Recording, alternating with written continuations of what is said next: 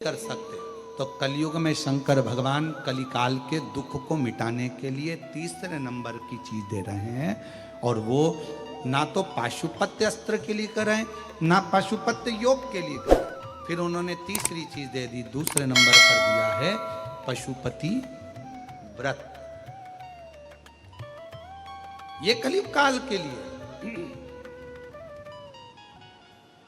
शिव महापुराण के पहले कोई नहीं जानता था पशुपति व्रत को,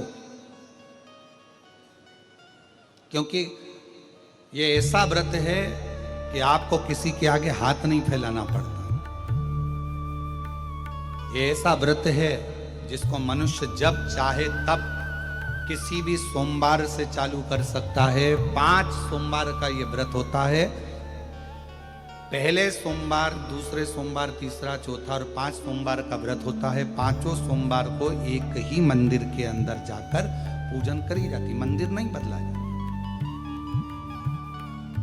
सोमवार के दिन पूजन की थाली जो सवेरे मंदिर जाती है पूजा करने के लिए, आप पूजा की थाली में सारा अभिषेक पूजन का सामान लेकर मंदिर जाते हो, शिव जी का पूजन करते हो, वही थाली वापिस घर पर आकर ढक कर रख दी जाती है।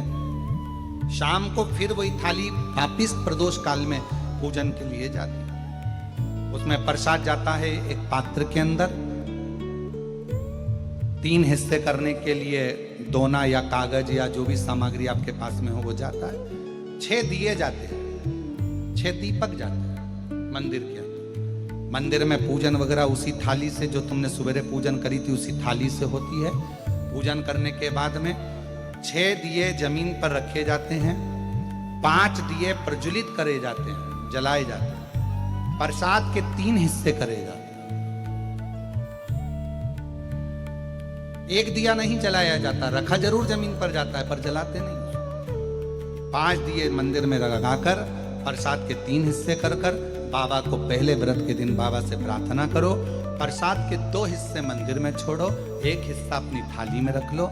जो दिया नहीं जला है उसको थाली में रख लो।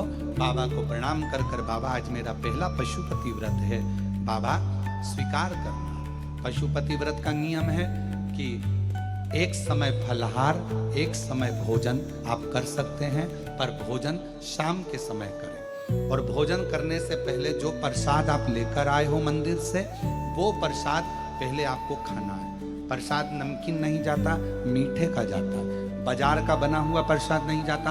घर में मीठा भात बना लो, मीठे चावल बना लो, हलवा बना लो, सीरा बना लो, खीर बना लो, जो घर में बना सकते हो मीठा वो लेकर। अपना जो प्रसाद का हिस्सा लेकर आते हो उसमें से ना तो पोता पोती, परिवार, पत्नी, बच्चा किसी को नहीं देना है, खुद को खाना है। जिसका व्रत होता है स्वयं, उसमें से हिस्सा नहीं। प्रसाद जितना भगवान शंकर के लिए बनाया जाता है कढ़ैया में, तबेली में, भगोनी में, वो पूरा की पूरा जाता है। ये नहीं कि कढ़ाई में आपने आधा छोड़ दिया और आधा लेकर मंदिर चलेगा और फिर मंदिर में 3 हिस्से कर दिए, ऐसा नहीं हो सकता। जितना बनेगा उतना पूरा की पूरा ही जाए। जो 6ठे नंबर का दिया है, जब प्रसाद का हिस्सा लेकर घर में आओ, घर के अंदर प्रवेश करने से पहले सीधे हाथ में, अपना सीधा हाथ राइट हैंड पर बैठ जाओ घर के बाहर, राइट हैंड में दिया लगा दो घर के बाहर। 6ठे नंबर का दिया यहाँ प्रज्वलित कर दो, जला दो। बाबा को प्रार्थना कर कर घर में प्रवेश कर जाओ।